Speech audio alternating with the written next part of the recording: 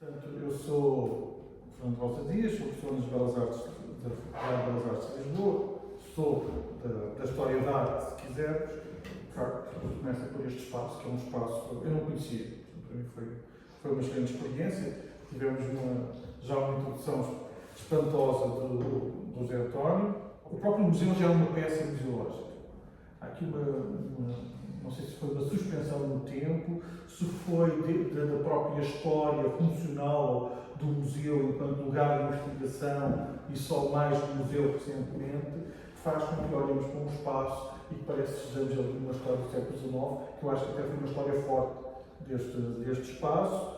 Portanto, essa poderá ser a primeira curiosidade. Já agora, museus, pedras, geologia, esta ideia da pedra também enquanto na sua dimensão, na sua leitura temporal, a sua dimensão de paleo, qualquer coisa, esse tempo geológico, se quisermos, esse tempo arqueológico também passa por este espaço. Também a questão do desenho, para nos ligar à exposição e para nos colocar numa dimensão atual, provavelmente a Guida também vai ter questões para dizer. Para mim, um dos fascínios deste espaço é, de facto, ele ser já uma peça museológica e nos dar uma espécie de. Senti um bocadinho, falámos disso há bocado, quase que sentimos ir ao gabinete de curiosidade. Na história dos museus é essa herança da era moderna, que, aliás, Portugal tem muita responsabilidade nisso, porque terá sido o rei Dom Manuel I a fazer os primeiros museus de curiosidades, com aquilo que foi as chegadas a novos mundos e começar a fazer as curiosidades. E estas curiosidades eram também uma forma, na altura, de criar mais de poder de chegada, de poder associado a essa chegada, propriamente uma dimensão científica, e esse poder exibido no Palácio. Os gabinetes de curiosidades são uma espécie de pré-história do museu, ainda muito ligado ao Palácio.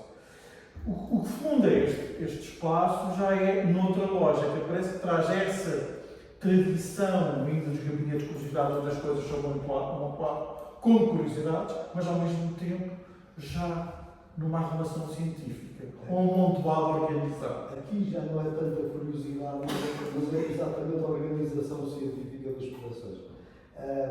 Estamos a falar dos gabinetes de curiosidades do Dom Manuel I, e isso eram peças que realmente eram novidades, coisas espantosas que eram trazidas de terras longínquas. Isso sabia um duplo propósito, de onde parece a justificaria, quer dizer, a importância das coleções, como era também uma questão de prestígio, a ostentação dessas peças e por aí fora, até porque isso despertava a curiosidade por toda a Europa, que havia um intercâmbio E era um inédito, porque eram mesmo novos mundos. Era botânica, biologia, tudo que não se conhecia, que eram coisas completamente diferentes. Que aliás colocou em causa em alguns aspectos a Bíblia, não é? E a criação do homem, por aí fora, mas não vale a pena nada aqui perigo, não é? Mas o que é certo é que realmente esses gabinetes de curiosidades, que eram umas coisas que albergavam uma variedade de exemplares de história natural, depois surge posteriormente estes tipos de museus científicos dedicados a algumas, digamos, áreas desses conhecimentos. Este museu que nós temos aqui, o Museu dos Serviços Geológicos, o Museu do UNEC, neste momento, pretendia albergar e mostrar o trabalho desde as comissões geológicas. As comissões geológicas que tinham como missão fazer a cartografia do país, a cartografia geológica do país, e que tinham necessidade de recolher uma grande quantidade de amostras de rochas, fósseis, etc., porque os fósseis eram extremamente importantes para a datação das rochas sedimentares. Aquilo é também uma coleção de todos os exemplares, de todas as espécies fósseis que ocorreram no nosso país. Portanto, desde o princípio, digamos, dos primeiros fósseis, dos mais antigos, até temos mais recentes, bastante mais recentes. Portanto, temos este intuito científico. Ao mesmo tempo que se explorava o país, começou-se a criar uma coleção de arqueologia.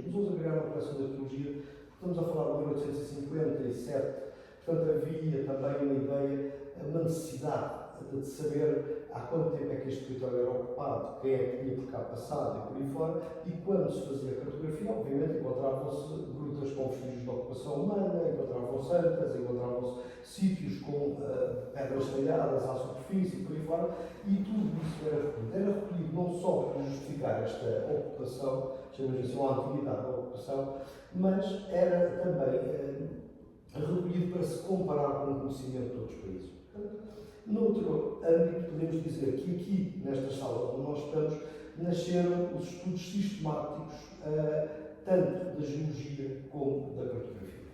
Mas isto não foi feito só com um intuito científico, também tinha um intuito prático de desenvolvimento do país.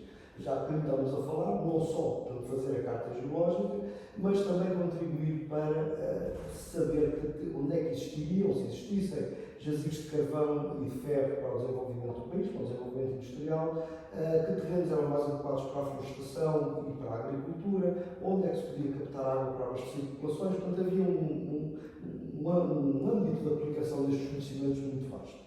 Mas, de facto, nós, para alterarmos estas salas, tínhamos que estar à disposição dos móveis, tínhamos que destruir, no fundo, esta organização da distribuição que temos aqui, e isso é uma coisa que não queremos. Queremos exatamente manter isto como um museu dos museus, como os tais sucessores dos gabinetes de curiosidades, e, se quisermos, até um museu de história natural de uma área, duas áreas bem restritas do conhecimento, a geologia e a arqueologia.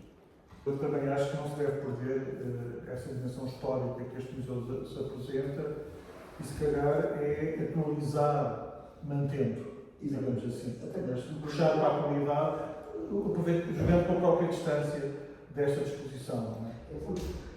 Nós, por exemplo, não há comparação possível entre um museu fundado há 150 anos e um museu fundado há 20 ou 30 anos. Um museu fundado ou até há 10 anos, como por exemplo o MAT, são museus que têm concepções completamente diferentes. Não é? Um museu, por exemplo, os museus modernos são voltados para o público, para a partilha, para a interatividade, têm espaços para tudo isso, têm uma série de arquiteturas que explicam tudo isso. E um museu com 150 anos e um museu científico era, no fundo, um mostruário da ciência, do que se fazia, do que se tinha encontrado, era naturalmente vocacionado para um público bastante mais restrito, de especialistas, de professores, enfim, curiosos, mas com fundamentos para virem consultar um museu deste. O museu é muitas vezes também um expositor de tempos. Este museu é ele próprio, tem uma dimensão do tempo na sua própria história e depois é existente dos objetos. E aqui acho curioso que é um tempo geológico. E no tempo arqueológico são tempos mais profundos, não é? Mais dilatados. Nós temos aqui uma imensidão de tempo que nós não nos conseguimos aperceber, não é? Para nós 100 anos é muito tempo, já são anterior aos nossos avós, não sei o quê, e de repente estamos a ver ossos, sei lá, dos dinossauros com 65 ou 70, com 120 milhões de anos. Depois passamos para rochas com 200 e fósseis com 200, 200 e tal, e 300 milhões de anos, e uma pessoa, quer dizer, chega a um ponto que eu acho que se perde a ordem de grandeza, não é? Quer dizer, não se tem a noção desta escala de tempo. E tentando pegar nessa questão dos tempos e tentando, de certo modo, provocar a dimensão do restauro. Este museu é criado que é uma das grandes revoluções que Portugal teve, além da de 74, foi a Revolução Liberal, e em 34 uma revolução é feita o fim das ordens religiosas. As masculinas acabaram logo e as femininas ficaram até morrer a última freira. Até à história da última freira que faleceu, que aparece nos periódicos do tempo. E depois o que fazer aos conventos extintos, não é? Um país religioso, católico religioso como Portugal, que foi uma revolução espantosa. Mas depois há essa dimensão também patrimonial, o que fazer aos mosteiros. E achei curiosa a analogia, porque este espaço vem do antigo mosteiro, isto permite estas aulas compridas, galerias normalmente estão à volta de claustros, tal e qual como aconteceu, criado a Carta Liberal é 34,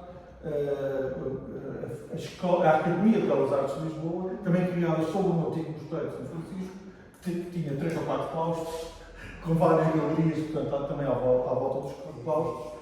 E Deixa-me só interromper, e aqui por baixo a Academia das Ciências, porque este edifício pertence à Academia das Ciências, essa academia é criada em que altura? na mesma altura. Ok. Eu ainda quero ver qual é a criação da Dona Maria I e presumo que essa será a Dona Maria II, ou o que for, não sei. Portanto, se calhar. Mas é essa refuncionalização dos espaços e dentro de uma consciência moderna, e de facto o país sofre uma mudança brusca na altura. O século XIX vive muito estas tensões do tempo. Há uma consciência patrimonial, há uma euforia de progresso, que é também o século do progresso e da confiança do mundo ocidental, que parece que está automobilizado numa fatalidade civilizacional. Mas depois há de repente assim, uma espécie de consciência crescente de um tempo histórico cada vez mais profundo. A natureza é mais velha do que aquilo que se pensa, a terra é mais velha do que aquilo que se pensa, o homem é mais velho, o humano é mais velho que aquilo que se pensa. Este tipo de museus dão-nos muito essa dimensão. Quem lida muito com o tempo e a atualidade dos tempos e a reatualidade dos tempos, quase como um problema ético, é o restauro. Pegando um bocadinho de história do restauro, no século XIX havia necessidade de reconstituir o objeto, digamos, o seu todo. E há pouco falava da história da civilização cromática, na altura não havia quase essa necessidade, ou seja, reconstituir o objeto como não seria. Não havendo a intenção de fazer uma diferenciação entre o que era criado e o objeto original. E a maneira de desenvolver isso, e que o objeto é reconstruído em desenho.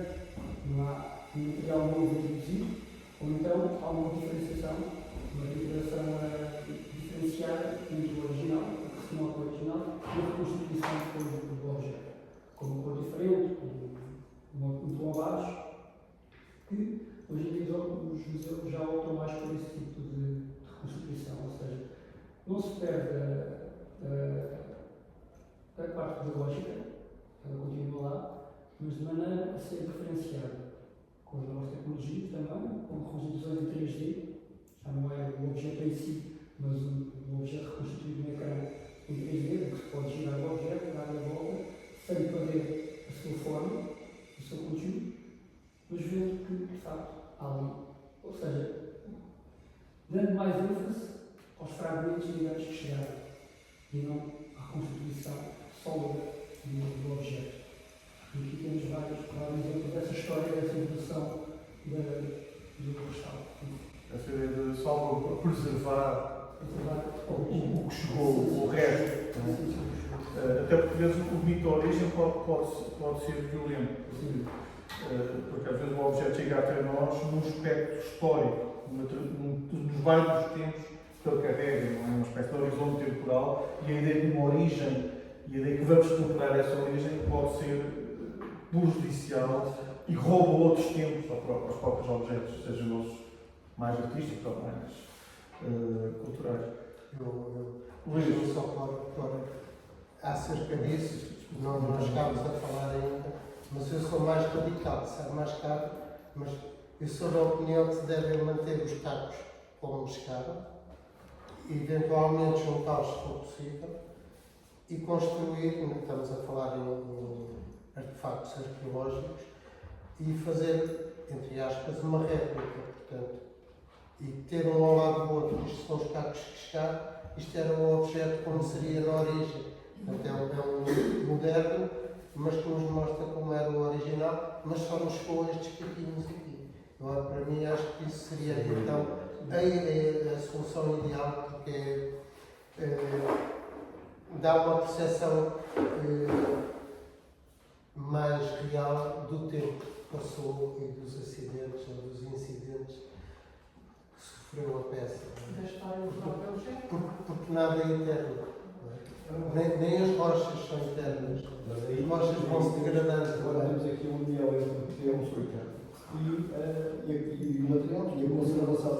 Ou seja, uma das missões do museu é não só tomar conta destas peças, mas tomar conta delas de forma a transmiti-las para a geração seguinte. Portanto, há aqui uma coisa que que tem a ver com o tempo, não é? Quer dizer, as peças são crescidas, vão-se destruir, vão-se degradando, e então a conservação, seja a conservação preventiva, seja a intervenção das peças, permite prolongar a vida útil dessas peças, permite que se repliquem, permite que se ilustrem, permite uma série de coisas que permitem que este conhecimento seja transmitido às gerações seguintes, não é? Porque não é só para nós, isto é património nacional, tem que ser mantido o máximo de tempo que for possível. A propósito de reconstrução do caco de restauro, se eu puder passar este desenho, que é o desenho técnico que eu faço, mostra como é que a partir de um caco nós reconstituímos a peça inteira. Se quiserem ver, portanto, nós desenha-se cientificamente a peça que existe e depois consegue-se identificar, isto pode passar para esse lado, isto é o tipo de desenho técnico que eu faço, trabalhando com os fragmentos, partindo do fragmento consegue-se reconstituir a peça toda. A partir do pequeno fragmento conseguimos calcular o Uma imagem diâmetro. bidimensional, por vezes, também não é perceptível a toda a gente. Por isso é que eu proponho sempre, mesmo a imagem em termos de digitais, uma reconstituição digital às vezes não nos dá a escala do objeto. Se tivermos um objeto mesmo, uma réplica, a pessoa olha e tem a noção da escala, uma percepção mais real, mais exata da escala. Luís, algum comentário sobre essa É, questão museu, tempo, esta ideia do tempo e do restauro que aparece estes diferentes objetos? assim, posso dizer, a propósito aqui dos magníficos desenhos de Gui, eu tenho estado aqui com um bocadinho de olho a espreitar, que é assim, a primeira, talvez o primeiro desenho foi feito de arqueologia, que foi de umas pinturas numa pedra, que foi em 1734, ou coisa assim,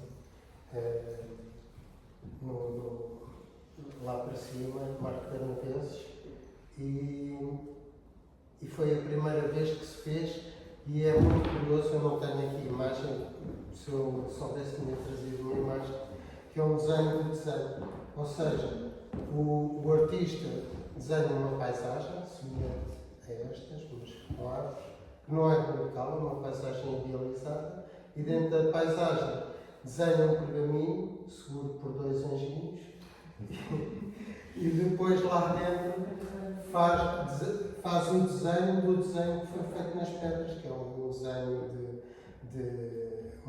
digamos, uma pintura rupestre, e portanto é muito curioso, do século XVIII até hoje, a evolução, e se calhar era interessante, temos aqui alguns professores da faculdade que têm alunos, propor um dia destes fazer, que não está feito esse estudo, dos desenhadores, por exemplo, de arqueologia. E das técnicas? Das técnicas de ilustração. E das técnicas de ilustração, mas isso vinha, porque é assim, nós temos os geólogos, não é? Como o Carlos Ribeiro, que também foi arqueólogo, não é? E ele, quando publica coisas, apesar de ele fazer rabiscos, ele socorre-se de desenhadores. O Zé Leite, o Vasconcelos, socorre-se de desenhadores. O Estácio da Veiga, que também faz bonecos, e também, quando publica, socorre. E esses desenhadores hoje em dia estão completamente ignorados e nós não sabemos quem foram e o que é que fizeram.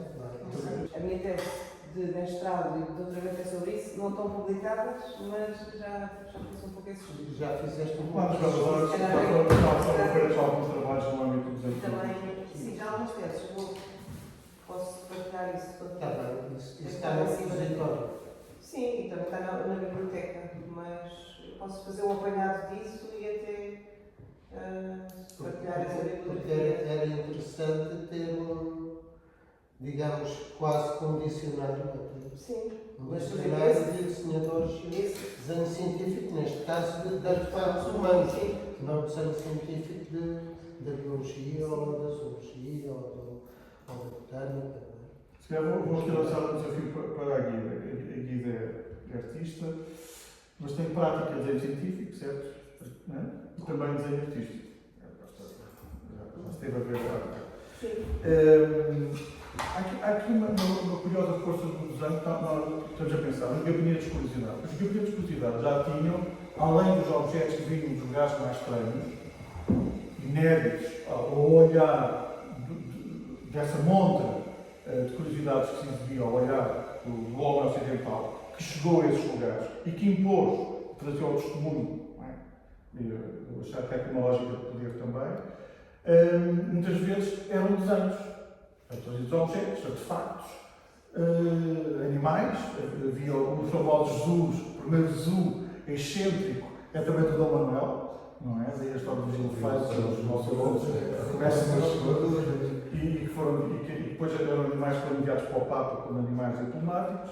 E, portanto, uma arara que é enviada do Dom Manuel do Brasil para o imperador da China, do Japão, desculpa, coisas, portanto, esse tipo de trocas que começa a acontecer, é de facto uma mudança de uma cosmovisão do homem europeu da altura, não é? O impacto global.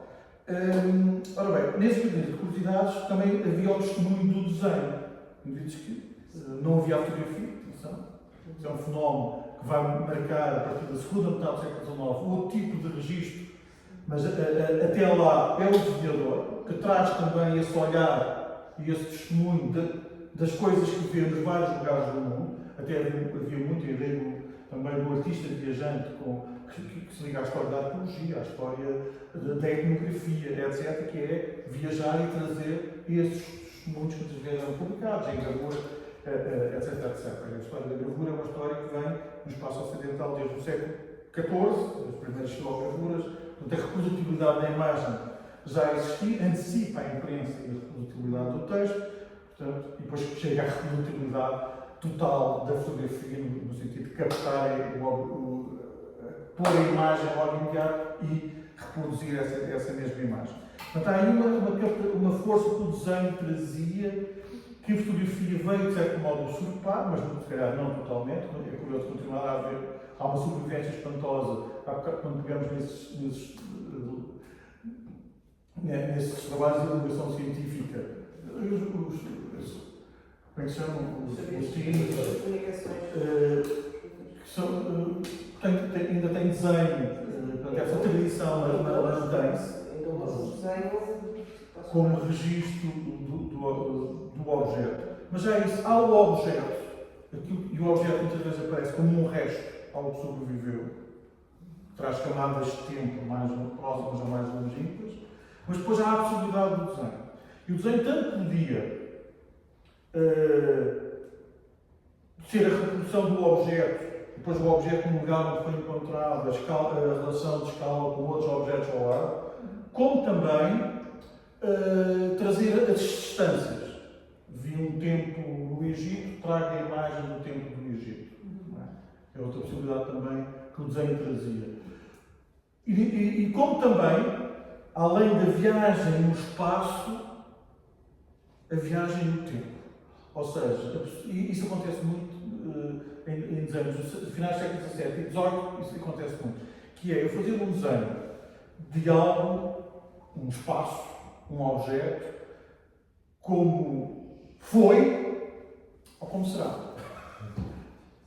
Imaginar o passado e imaginar o futuro. E essa dimensão virtual que o poder do desenho tem. Portanto, o desenho pode agarrar o que ali está, o que eu estou a ver, e com isso jogar também com distâncias de transmissão, mas também com distâncias temporais. Que é a possibilidade de eu, por exemplo, há a famosa querela dos templos gregos serem pintados ou não.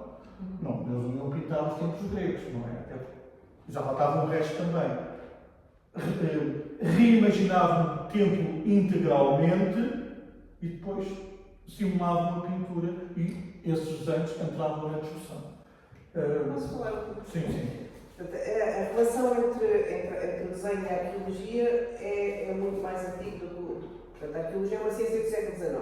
Antes disso já existiam objetos arqueológicos e havia antiquários que se relacionavam com o objeto, embora não estivessem a fazer arqueologia, estavam-se a relacionar com o objeto arqueológico.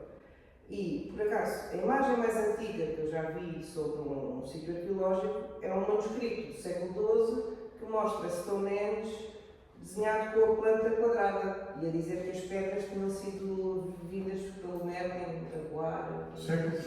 12, século. Não, 14. E então este desenho que aparece é um desenho de Stonehenge, que mostra o Stonehenge com uma planta quadrada. Portanto, nitidamente é um desenho que foi feito boca a boca. Não foi por observação direta. A observação direta é que sim, só aparece século XVII, XVIII. Portanto, antes de haver a observação direta, havia já registro de sítios arqueológicos e depois, com os gabinetes de curiosidades, o que acontece é que muitas vezes mandavam fazer os catálogos. Portanto, os príncipes ou os senhores que tinham esses gabinetes, com várias coisas que dividiram depois a natural e a artificial, tinham então, as coisas estranhas, até tinham objetos arqueológicos, por exemplo, pontas de seta, eles diziam que eram orelhas de duendes. Dentes de narval, diziam que eram dentes de cornos de unicórnio. Ainda não havia ciência, antes da ciência que é curiosidade. E aí eles mandam fazer catálogos. Há um catálogo do Oleworm de 1615, que é no fundo aquilo que deu a gênese do tipo de desenho que fazemos hoje. É um desenho da peça, o mais rigoroso possível, a preto e branco. Porquê? Porque se gravava com o método de reprodução era assim. Depois, pronto, o desenho do século XVIII para o século XIX, eu estudei isso na tese de mestrado e chamei-lhe pitoresco. Portanto, eu estudei o desenho da ruína na arte e na ciência. E então, temos uma tendência cultural na viagem, na descoberta da paisagem, sobretudo ingleses, eu estudei mais na escola inglesa. E eles desenhavam, aparecem umas figuras que desenham estes monumentos ao ar livre. Tipo este William Stuckley, que era um médico curioso, antiquário, que andava a desenhar também Stonehenge, Avery, lá ele com o seu burriquinho. E em Portugal temos um paralelo que é o contador da Gote, Jerónimo Contador da Gote, que andava com o seu burrinho, identificar coisas na paisagem, antas e assim. Só que eles atribuíam as antas a druidas ou a gigantes.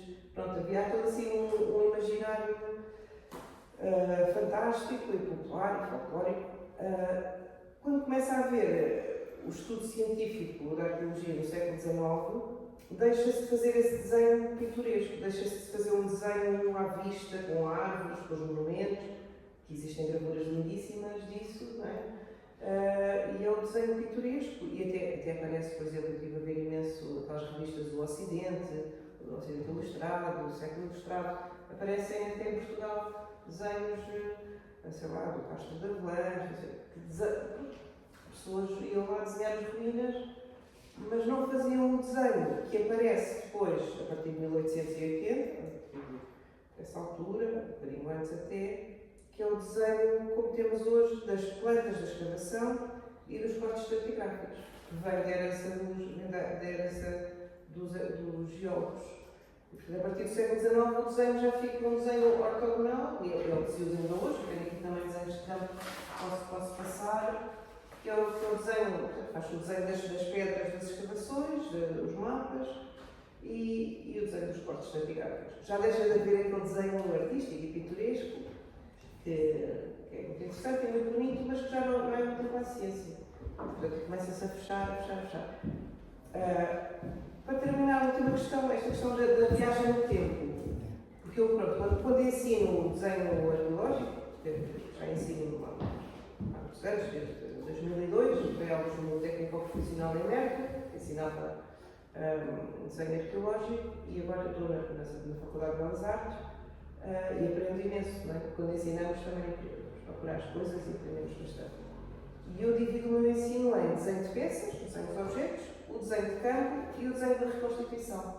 Então, o desenho da reconstituição, encontrei este livrinho que mostra como é que se começam a fazer reconstituições de cenas da pré-história, precisamente 1700 e tal, quando se começa a descobrir que Deus não fez a Terra em 6 dias, mas a Terra tem um tempo geológico, e começam a encontrar fragmentos de dinossauros e de fósseis antigos, há uma necessidade de explicar ao público como é que era esse mundo.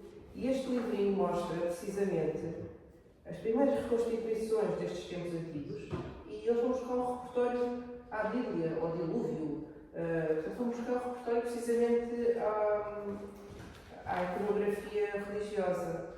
E vou passar este livrinho, que é uma coisa que vocês deviam ter aqui na loja do Museu à Venda, que são cenas da vida, e são gravuras de.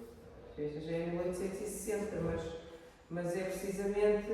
São composições que mostram paisagens muito antigas, chama-se Scenes from Deep Time, cenas de um tempo profundo, e são das primeiras representações pictóricas do mundo pré-histórico. E claro, o desenho de reconstituição é sempre uma projeção, uma imaginação. Eu trabalho com os arqueólogos a desenhar o passado, como é que seria, e trabalho também com arquitetos paisagistas a desenhar o futuro, como é que seria. Portanto, quer uma coisa, quer outra, são visualizações de uma maquete ideal, algo que nós projetamos lá sempre. Projetamos, cada época projeta nas reconstituições a época que as produz. Ou seja, se virem estas cenas feitas no século XVIII, têm um aspecto. Coisas feitas hoje têm outro aspecto. Coisas feitas por computador. Agora com a inteligência artificial, já fiz umas brincadeiras com isso. Deus Também o que é que o mundo digital nos oferece do ponto de vista da simulação das coisas. Há bocado estávamos a falar do poder do desenho para nos simular, virtualizar tempos outros e distâncias outras. O que é que hoje temos isso já do ponto de vista da imersão? sim, já se pode pôr entramos dentro de pirâmides que já não existem, ou túmulos que já não existem, e templos que já não existem. Ou seja, é a reconstituição, mas já com um caráter outro de emoção. A questão é que os arqueólogos estudam a realidade que estão a ver. O público necessita histórias e necessita compreender mais. E é uma zona um bocado tensa, porque os arqueólogos preferem fazer apenas mapas e desenhos rigorosos do que estão a observar, e já as reconstituições já vão para o campo mais da museografia, da comunicação com o outro, e os arqueólogos, quanto mais científicos, quanto mais. Sim, sabe. Eu queria aqui acrescentar uma coisa. Eu sou arqueóloga, sou pré-historiadora, e realmente nós quando fazemos os nossos trabalhos, estamos a fazê-los, pelo menos num dado momento, de um ponto de vista estritamente científico. E de facto, aí, do ponto de vista estritamente científico, agarramos muito à dimensão factual, não é? Aos factos, os objetos são aquilo que são e necessitam, numa determinada esfera de comunicação. Desde o início desta conversa, nós estamos a falar de comunicação. Os museus é um espaço que comunica, o desenho comunica, e portanto nós temos aqui várias camadas de comunicação. E há a camada da comunicação científica, digamos assim. E de facto essa é codificada por regras, pelo rigor. Eu compreendo muito bem quando a Guida fala daquele espaço de tensão que existe entre passar de uma dimensão da comunicação para outra dimensão da comunicação, ou seja, sair da comunicação que nós fazemos interpares e comunicar para fora. Não é? Ainda funcionamos muito numa bolha a comunicar para outra bolha, digamos assim. Desejavelmente as coisas poderiam ser diferentes e era vantajoso para quer seja para quem faz ciência, quer seja para quem recebe a ciência. E ali cria-se uma certa tensão porque eu pessoalmente, e agora vou só falar do ponto de vista pessoal, eu acho que essa tensão se cria por uma dificuldade em pensar em imaginação, ou uma falta de flexibilidade em pensar em imaginação, porque a ciência não é outra coisa senão um espaço de criação e imaginação. Só que é um espaço de criação e imaginação, nós também fazemos as nossas projeções e interpretações do passado, nós fazemos no circuito da ciência, mas estamos a imaginar. Os arqueólogos também estão a imaginar, só que às vezes há uma certa dificuldade de sair desta nossa esfera de imaginação e criação, que é o nosso trabalho sempre, e passar para uma outra esfera de imaginação que pode ser um pouco mais fluida, pode ter espaço para um outro tipo de criatividade. Vou retomar a questão para sobre a questão dos tempos, não sei se tiverem de história todos. Deixa-me só dizer aqui uma coisa, ainda a propósito disto, que é básica, mas que nós nunca pensamos nisso. É que nós olhamos para estes artefatos todos, que têm algum tempo, mas as pessoas, o comum dos mortais, olha para eles sempre à luz daquilo que dos dias de hoje, que nós não nos conseguimos pôr na cabeça dos nossos antepassados de há 100 anos, por exemplo, que não pensavam como nós, que o cérebro deles estava organizado de outra forma. E, portanto, há aqui outras questões sociológicas. Talvez pegar aqui neste tempo histórico das origens do museu, que de facto intercepta ali uma espécie de consciência histórica e científica simultânea. O aparecimento da ruína, nós já temos levantamentos arqueológicos em Roma no século XVI, os primeiros a serem feitos. E Roma já era cada vez renascimento pela antiguidade, até mesmo Portugal, cidades como Évora provocaram numa escala mais pequena efeitos similares, não é? A emergência de qualquer coisa. Mas o século XVIII, o espírito iluminista começa de facto a mudar muito os paradigmas, e eu acho curioso esse aparecimento da ruína, que aparece até primeiro esteticamente, aparece como contemplação no âmbito da pintura, aparece ligada à teoria do sublime, entre as várias dimensões do sublime, uma delas era a ruína, e exatamente esse sublime de uma espécie de profundidade do tempo, não é? que nos esmagava, que nos impactava. Mas essa consciência começa a jogar-se com a própria realidade, digamos assim, a tentar separar a ela. Já se interessante, por exemplo, na transição do século XVIII-XIX, o Robert Huppert, que é um dos grandes da ruína, o Piranesi também já está nessa encruzilhada, mas o Robert Huppert, tinha a curiosidade de fazer, há uma do Louvre que eu acho muito interessante, ele pinta o Louvre como está e faz uma ruína futura do Louvre. Portanto, ou seja, a consciência da ruína não é só uma consciência do passado, é uma consciência do processo da história em que as coisas de facto envelhecem e vão tornar-se ruína. Já agora comparo muito essa imagem dele, porque há fotografias da mesma galeria que o Roberto Huppert está a pintar, com o Louvre nos anos 40, quando é esvaziado para os alemães não saquearem, esse mesmo galeria parece que está meio em ruínas. De facto, ele anunciou qualquer coisa, mas não propriamente aquilo que eu estava a pensar. Mas essa consciência do tempo que está aí a emergir, que eu acho que é muito. O século XIX acho que tem uma força muito, muito interessante. Este museu acho que traz essa força, ajuda-nos a perceber mudanças de paradigma, transições, que são mudanças de paradigma que o século XIX traz. Achei que pensar a ruína como. E a ruína é sempre o resto de qualquer coisa. É o problema. Coloca sempre o problema ético no objeto chega a nós.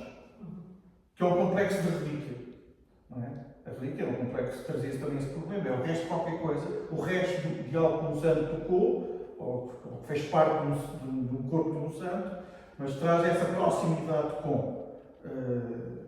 E os objetos trazem qualquer coisa que nos dá uma espécie de informação que já não é religiosa, mas são outras dimensões de informação. Da história do humano, da história da Terra, etc. Já são informações até da história do cosmos que vamos conseguindo. Portanto, acho muito interessante este objeto do museu para nos posicionar nessa mudança de paradigma do século XIX. Não sei se isto tem sentido e, portanto, acho que é preservar esta ideia do museu que ainda traz qualquer coisa do Museu de Curiosidades, do Gabinete de Curiosidades, sendo já um museu científico ao mesmo tempo, na sua própria, parece estar em um momento fundacional do mesmo. Já agora permitam-me só mais um parênteses, que é o seguinte: estas coleções, muitas delas, das peças que nós podemos ver aqui, têm 50, têm 70, têm 100 anos. Mas não se pense que elas são inúteis, que estão estudadas, que estão arrumadas, que é só para as pessoas verem. E basta, e podemos lembrar só aqui da coleção da arqueologia, basta que nos lembremos que há 50, 60 anos não se falava de análises de carbono, por exemplo, plantações de carbono, e de repente descobriu-se essa técnica, desenvolveu-se essa técnica e começaram-se a fazer essas datações. Depois, o avanço da ciência veio trazendo novos processos de análise, veio trazendo novas formas de interpretar as peças, novos processos até de desenho. Portanto, uma coisa que começou a ser feita bem nos últimos dezena de anos é a remontagem das peças do Paleolítico para se tentar chegar à peça original e sequenciar a debitagem das peças e tudo isso. E, portanto, há uma série de outras técnicas que mantêm estas peças que estão aqui, que já foram estudadas, que mantêm estas peças atuais, pelo seu reestudo e a aplicação de novas técnicas. Depois há também outra coisa, já que estamos a falar daqui das coleções que mantemos aqui há tantos dezenas de anos, é que temos aqui estações arqueológicas, temos divulgações muito curiosas. Por exemplo, temos aqui estações arqueológicas no campo da aviação da Amadora e outras do género. Ou seja, são no campo da aviação da Amadora, segundo o saber, foi o primeiro campo de aviação do país e ficava situado aproximadamente onde hoje é a estação de Coimbra de Terra da Amadora. E nós conhecemos perto, mas ali o Luís poderá ser mais exato do que isto. O que é certo é que tudo aquilo foi urbanizado e, portanto, aquelas estações foram completamente arrasadas. Nós não temos uma ideia do que havia ali por aí fora, só, obviamente, não vamos demolir os prédios, não vamos remover ou retirar o entulho do sítio onde ele foi levado para o recolocar no sítio, que é possível, mas a única possibilidade que nós temos é frequentar estas instituições e ver o que foi salvo nessas alturas e o que foi estudado nessas alturas. Portanto, é uma cápsula do tempo também por aí. Sim, mas também para dizer que os objetos estando ali nesta espécie de cápsula do tempo são sempre atualizáveis, estão sempre a atualizar. Porque o nosso olhar, e exatamente, é já a distância que abrimos perante a construção museológica, ou museográfica, que também torna este museu um objeto interessante. Mas essa ideia que os objetos, dos mais artísticos aos mais científicos, estão constantemente a serem redimensionados, digamos assim, seja por novas tecnologias, por novas teorias, ou não se de outra maneira, e atualizam-se constantemente. Só acrescentar que não se falou aqui, que é ainda também a dimensão pedagógica. Não é? A dimensão pedagógica das peças, mesmo que não sejam reestudadas, reinterpretadas, mas pelo menos enquanto existirem, têm esta capacidade de poder transmitir a futuras gerações memórias do passado. E muita experiência, aliás, até com alunos do Passo Manuel. O Passo Manuel, como sabem, fica aqui ao lado, e nós ainda este ano recebemos 5 ou 6 turmas no 7º ano do Passo Manuel. E então, o que é para mim muito gratificante é quando uma pessoa está a explicar estas coisas dos dinossauros, não sei o quê, da evolução, etc. Ou aqui quando chega à arqueologia, e diz que é um bifaço, os caçadores, os coletores, e aí faz luz, parece que as coisas começam a encaixar-se, aquilo que eu vi na aula. Os meus background, já tem aquelas conceitos, aquelas coisas que parece que são assim meio aéreas e abstratas, porque não têm grande ligação. Depois chegam aqui e começam a ver, isto é que é um bifaço, então isto é não sei o quê. E depois quando se passa, sei lá, do Paleolítico, dos caçadores-coletores, para o Mesolítico, da transição para a sedentarização, quer dizer, parece que as coisas começam a fazer sentido. E eu acho que a didática, se bem muito básica, é extraordinariamente importante, porque as coisas se sedimentam. Já temos a geologia para sedimentação, também não é? As coisas se sedimentam e parece que as coisas de repente ganham uma lógica e um fio condutor, não é? Porque, deixa-me só interromper, porque há aqui outro aspecto muito importante, que eu já falei logo no início, que tem a ver com a dimensão da escala. Eles aqui contactam com o objeto. Eles na aula tiveram acesso a uma fotografia, um selo, um cromo no manual escolar, ou uma projeção na parede da imagem do objeto, mas eles não têm noção da escala, não viram o objeto, da volumetria do objeto. E, portanto, quando chegam ao museu, este ou outro qualquer, têm realmente a dimensão da escala do objeto, como é que era. E há aqui calhaus e bifaces bastante grandes, não é? Começam a pensar como é que pegavam com duas mãos, porque uma não chega. Essa questão é totalmente interessante, mas eu gostava de ouvir, principalmente já não diz, não sei, algum de vocês, sobre a questão da ornamentação também. Temos aqui vários casos, mas há também esta questão do desenho que evolui de qualquer coisa que não era funcional, que não servia só para uma função, mas que começa, muitas vezes está ligado ao sagrado, e depois evolui para qualquer coisa que não tinha função nenhuma, porque já não tem função nenhuma. A função é ser usufruída, ou ser fruída. E eu queria perceber um bocadinho, se calhar, quando é que isso, na vossa opinião, começa. Não tenho. Eu posso dar a minha opinião pessoal, porque é um assunto que eu tenho pensado já há muitos anos. E sou muito cético. Eu acho que parte desta ornamentação, nomeadamente há pouco falava-se nisso, da ornamentação das placas de xisto, aquilo é puramente artístico. No meu entender, não tem nenhum significado simbólico, atendendo à diversidade de padrões de modelos que existem. Pode às vezes uma ou outra tentar ser minimamente figurativa, mas mesmo nesse sentido eu penso que não teria grande valor simbólico, isto é, a partir delas têm um sentido simbólico, porque foram encontradas sempre No contexto funerário, sempre, e a maior parte das vezes sobre o peito dos cadáveres, não é? E, portanto, nesse sentido tem um valor simbólico. Mas eu penso que não se pode atribuir se tem retângulos ou triângulos, é por este motivo ou por aquele. Isso já tinha a ver com o produtor, com o artesão ou o artista que fazia, que dava asas à sua habilidade ou à sua imaginação para depois construir aqueles padrões que estão nessas peças. A propósito da ornamentação, que nós também não fazemos muitas vezes ideia, é que há 5, 6 mil anos já se faziam joias como ainda hoje se fazem. Nós, não sei se há aqui exemplos, no Museu de Arqueologia há, que é outra coisa fantástica, é que os nossos antepassados, apesar do cérebro deles não ser minimamente desenvolvido, não estar minimamente desenvolvido como estava o nosso, eles faziam peças maravilhosas e tão maravilhosas que nós hoje continuamos a reproduzir e a apreciar, não é? Não continuamos a reproduzir só por uma questão de memória e de tradição, mas porque gostamos daquelas coisas que ficaram na nossa vida. Com esse intuito só de família uma coisa bela. Essas seriam, à partida, seriam para eles, elas, não sei, não faço a mínima ideia quem é que isso seria, se eram homens, se eram mulheres. Mas está a falar das contas dos minerais verdes, por exemplo. As contas dos minerais verdes, quer dizer, também é curioso. Claro, é das coisas curiosas, agora vamos meter-nos pela vez para as rochas puras e duras. E uma das placas de xisto que estamos a falar são todas talhadas numa rocha particular que é a argola. É uma argola, daquela rocha, não sei se pela cor, se o que quer que seja, era dedicada àquela uma função específica. E ocorrem, por exemplo, muitas placas dessa rocha, da rosa, aqui na região de Lisboa, que é uma zona onde geologicamente não existe a rosa.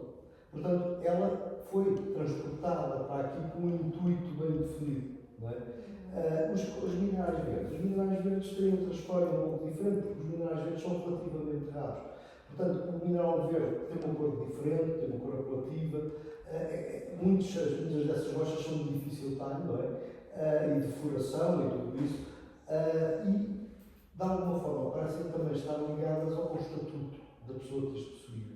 Exatamente pela sua rareza e pelo trabalho que daria perfurá-las, cobri-las e por aí fora.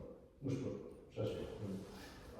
Eu encontrei no museu que um dos que mais me impressionou foi exatamente a junção do Museu de Paleontologia, lá na Patagônia, em Trilhão, que eles reproduzem, porque eles têm muitas escavações pré-históricas e tal, e eles tentam reproduzir. Muito interessante, eu encontrei as fotos.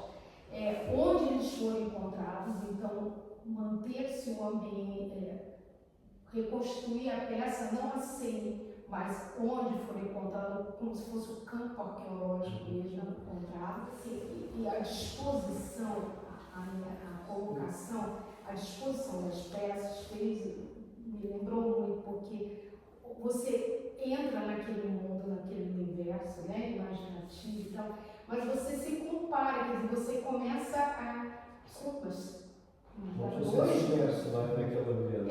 Evidentemente, você mesmo se compara, você dá dores de mim, não precisa ninguém falar, porque você está ali vendo e onde foi encontrado, né, realmente, como seria o ambiente que foi encontrado e como seria o ambiente em que ali, onde vivia aquelas. É ao ar livre ou é dentro do Não, museu? é fechado, até pelo clima, trilha, né, Patagônia, assim. Um campo que é um pouco diferente, que é o geoturismo, por exemplo. Não é? E, portanto, as viagens culturais, o turismo voltado para diversas áreas de conhecimento e por aí fora, onde os museus também têm uma parte muito importante. Quer dizer, isto, eu só mais uma curiosidade, uma vez eu tinha um casal de velhotes, me chamaram e disseram, podemos dar os parabéns por estes vestidos estrangeiros. E eu fiquei assim. Então, temos um bocadinho a falar e os tipos me disseram que tinham como passatempo, se quiserem, um passatempo algo dispendioso e grosso, mas pronto, um ótimo passatempo, visitar museus científicos por todo o mundo. E então, tinha chegado aos museus científicos históricos, sobretudo, por todo o mundo. E já tinham visitado não sei quantos países, não sei quantos museus, e então este ficou especialmente na memória, porque só conheciam um museu que eles equiparavam a este. Eu não sei se chamam museu, mas era um museu de Berlim Leste. Mas o que é certo é que, por um motivo ou por outro, foram museus que cristalizaram. Por lado do tempo, não é? Exatamente. Também temos refletir sobre essa dimensão turística que atrai os museus e que os museus procuram atrair também o turismo. E até que ponto é que isso não corrompe também os tais valores científicos que se sonharam do século XVIII, XIX e ainda XX. Não é? Ou seja, o que é que este século XXI está a fazer? Que é um negócio, também é questão do dinheiro, através Há museus, nós já sabemos que há museus que são autêntico turismo. Não é? Eu fiquei escandalizado com as últimas obras no Louvre, em que eles transformaram a saída do Louvre num centro comercial. Nós temos, pois é uma Mona Lisa num lenço, é uma Mona Lisa numa gravata, é uma Mona Lisa num tacho, é uma Mona Lisa em tudo o que é gadget. Eu não queria chegar aí. Ou seja, pode haver lados perversos. Há outra, há bocado estávamos a falar das dimensões virtuais e daquilo que. A própria questão da escala, que é uma das questões que o Margot fala na questão do museu imaginário. Não é? A questão do museu imaginário é interessante porque anuncia-nos uma inversão dos papéis. Nós já temos um museu imaginário, pelas leituras, consultas, antes de irmos ao museu. O museu imaginário é já uma pré-construção antes. E eu acho que o problema do turismo contemporâneo é também uma inversão estranha. E acho que este museu não caiu, está longe ainda disso, que é nós vamos ver os museus para ratificar o que já sabemos. Chegamos tarde demais ao museu, não sei, chegamos tarde demais ao museu. E a maioria das pessoas que estão em frente à Gioconda é só para dizer que tiveram em frente de algo. Já não há sentido, já não há produção de sentido, quanto muito uma ratificação de um pouco sentido que o processo tem. O turismo provoca, até pelo excesso de comunicação. Estávamos a falar que o museu tem sentido da comunicação. Se calhar prefiro a produção de sentido do museu. A produção de sentido com um objeto nos promove. Capacidade que estas autoridades têm de olhar para uma pedra, um calhau e arrancar sentidos de tempo, sentidos biológicos, arqueológicos, etc., estéticos, etc. Aquilo que podemos arrancar de um objeto qualquer que está aqui neste museu e que se calhar há um homem há 500 anos chutava naquilo, não ligava, não é? Ou seja, essa produção de sentido para mim é um desafio maior e mesmo também nas questões estéticas. Essa questão da comunicação e a maneira como essa dimensão da comunicação agarra também uma dimensão, faz parte de uma estratégia turística. Se não inverte um bocadinho os papéis, se não há esse pedido, o pessoal aqui dos museus, o que é que acham? É bom fazer dinheiro, é bom que a procuração do museu seja quantificar o número de pessoas que entram aqui, ou o dever é outro. Não sei se me faço entender. Posso contribuir? Existem vários tipos de museu. Existe o museu, o centro de interpretação, o parque temático, o museu ao ar livre, o sítio de... É preciso perceber que existe esse leque todo, não é? Por exemplo, os centros de interpretação é uma coisa que existe muitas vezes sem peças. É um sítio que vais visitar, por exemplo, o Abrigo Velho, ainda não fui lá, que é em Leiria, que é onde está este fóssil. Foi o meu primeiro desenho, que era um híbrido, uma sepultura de um híbrido entre um Neandertal e um Homo sapiens. E o centro de interpretação o que é? É tu chegares ao sítio, as peças estão no museu, estão guardadas, mas o centro de interpretação mostra-te uns painéis, dá-te informação, é uma coisa que tem um nível de informação específico. Os museus nacionais, ou estes museus assim acumulativos, já têm outro sentido. São museus que restauram, museus que têm muitos trabalhadores, que trabalham no parte de trás. Existem parques temáticos, como existe agora dos descobrimentos, e há quem fale numa certa disneyização do património. Portanto, pensar que há várias. Mas há coisas que, por exemplo, que eu acho espantosas. Eu, semana passada, fui ao Museu Nacional de Arqueologia e às 9h30 da manhã, havia uma fila desde a porta do Museu dos Jerónimos até quase à esquina, ao pé do Museu da Marinha. E uma pessoa fica. O que chama aqui esta multidão? Não é? Mas para o museu ou para o jornal? Para os Jerónimos, o Museu Nacional de Arqueologia está fechado. O que chama aqui uma multidão deste tamanho? Quer dizer, os pastéis de Belém, provavelmente, mas. Não havia antes, não havia esta Não, afluência. O Mosteiro dos Jerónimos e a Torre de Belém são negócios impressionantes. Aquele qualquer dia é privatizado. Aliás, aquela zona é uma zona, quer dizer, temos a Presidência da República, temos aquela zona arredondada, temos a Torre de Belém, temos para os Julius. Mas, por exemplo, o Museu de Etnologia, um bocadinho mais acima, ninguém vai lá. Esqueci. Eu quis colocar essa nota do turismo, o que é que isso faz aos museus, aos objetos, à nossa relação, cria um amontoado estranho, que desgaste, dá dinheiro, é isso que se quer, não sei. Um pouco tudo. Depende das instituições. Por exemplo, há instituições grandes, como o Pastor Pinheiro, que podem investir em apps, podem investir. Tem muito a ver também com a instituição. Há instituições mais pequenas que não têm. Há instituições que são marca também, não é? São marcas, sim. O Louvre, o Prado, eu lembro das primeiras vezes que comecei a ir a museus estrangeiros, a ficar. Quer dizer, estava todos os meus portugueses, sempre vazios, não tinha ninguém, não chegava contra ninguém, e de repente estava no museu e havia uma fila a meter no quarteirão. Eu não estava habituado a isso, vistas para entrar no museu, não havia uma coisa inédita. Não sei, no Prado, no Louvre, no MoMA, no Guggenheim, não sei o quê. Portanto, começamos a ver isso cá. Nós estamos aqui numa zona central do Chiado, está à volta do Chiado, as várias baixas que aqui estão. Chiado, tem o Passo do Cio, depois extensão para o Bairro Alto, extensão para a Moraria, o Castelo, etc. Tudo isto. Quer dizer, já ninguém habita aqui. Isto é de facto um território usurpado por uma lógica turística. Ficou tudo mais caro, os negócios tradicionais mudaram todos.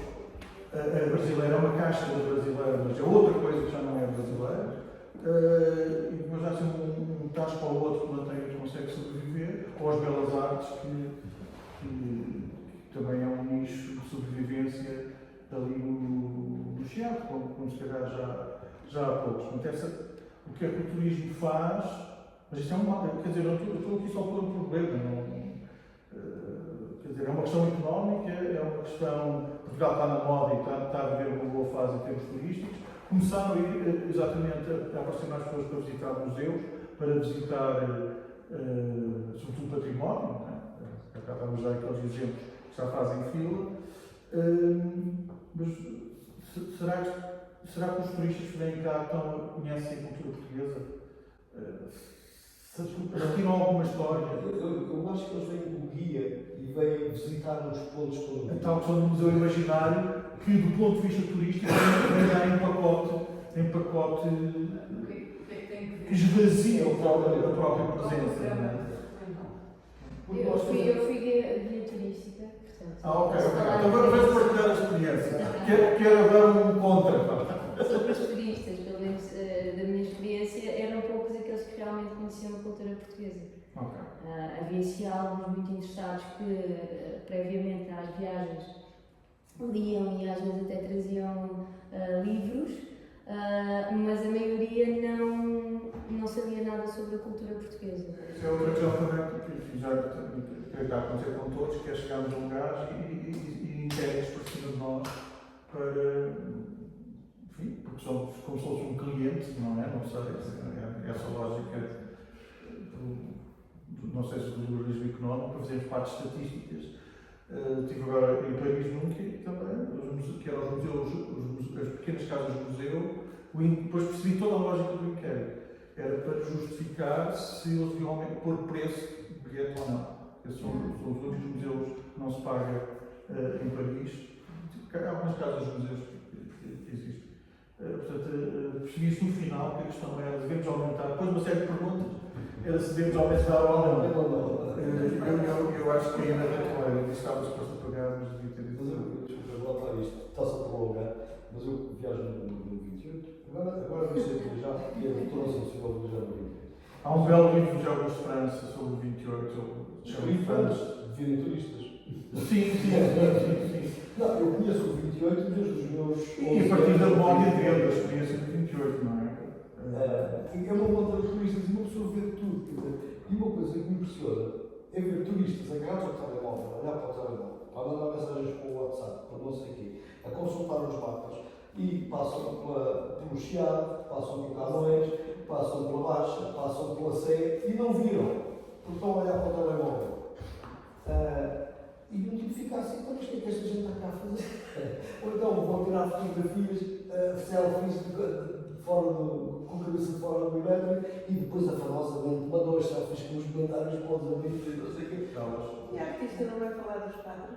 Sim, eu fiz a visita guiada antes. Sim, Mas já está lá para conversa? Eu lançava um modo que não sei se pode ser para provocar já a nossa atividade artística, que é sobre isto, falámos de tempos, falámos de museus, também uma coisa que eu acho importante é a perda do tempo do olhar. Qual é o tempo em que eu estou perante uma peça? Exato, exato. O tempo que eu estou perante um quadro. O tempo de um filme já se sabe, é aquela estatística que pode ser ao tempo do filme. Não é? Mas de resto, estar perante. Sim, está bem. Eu gosto de incluir a seguir alguma discussão com quem está Sim. Faz parte. E às vezes eu gosto de DVD, Os créditos posso parar. Os créditos também é importante. Não, mas é essa questão do tempo de contemplação, o tempo de estar perante algo. E este tempo tem vários tempos. Ou seja, tem o tempo do meu background. Às vezes vemos as coisas ser demais. A tal questão da força do museu imaginário. Que o museu imaginário é esse que nos projeta para. É só uma imagem, é um clarão, ou é algo que nos faz desejar estar perante o obra. Estar perante a peça. Já temos questões para trazer. E olhamos já com essa preocupação, com essa atenção. Muitas vezes é essa possibilidade de estar e de um tempo necessário para estar, quando a questão turística cada vez nos reduz, contrai esse tempo, essa sensação. A tal exposição do museu tradicional. Mas há a diferença entre o turista e o visitante. São aspectos muito diferentes. Mas podem coincidir. Não podem coincidir, Claro, mas o é visitante é mais essa parte dos templos e vai em busca, pelo menos é assim que eu categorizo, vai em busca desses tempos, vai em busca de experiências em que há transformações e não é só o selfie, e depois há o turista chapado, não é? Que é essa questão das filinhas e depois fazer não sei o quê. E depois Mas há uma coisa que é comum, que é o ato de se repetir esse mesmo tempo. Às vezes há a questão de começar a. E isso cantar com objetos arqueológicos, for, como qualquer outra peça do museu, Às vezes depois de uma exposição, Não, acho não, curioso não, voltar para ver uma determinada peça. não vou 2 vezes 40 centímetros para os Qual é o tempo lados. que esta exposição? Está há muito tempo. Eu acho que isso tem que ter um. Exato. Eu tive uma exposição uma vez que se chama O Tempo do Desenho. E era precisamente porque este tipo de desenhos que eu faço exigem estar ali com o tempo. E quanto mais estás. Uma coisa é tirar uma fotografia ou uma peça, outra coisa é estás ali a desenhá-la, o tempo parece que desacelera e consegues ver coisas que antes não tinhas visto. E mais, no outro dia fui ver um sítio arqueológico Miróbrica, como é que se chama? Aquele Santiago da Sei. E estava com o caderninho na mão a desenhar e dei por mim a desenhar as peças que gostava mais e quando fui ler as legendas, porque precisamente tive tempo, o desenho desacelerou-me, aí é que eu vi brincos, não sei o quê, anel com o símbolo do Minotauro. Se não, eu via aquilo a correr, mas devido a ter desacelerado, recebi muito mais informação e coisas curiosas. Realmente quando se desenha. Vamos ao visita Está combinado? Tu fizeste uma exposição sobre o tempo. Todas as minhas exposições estão sempre sobre o tempo, a vida e a morte. Obrigada.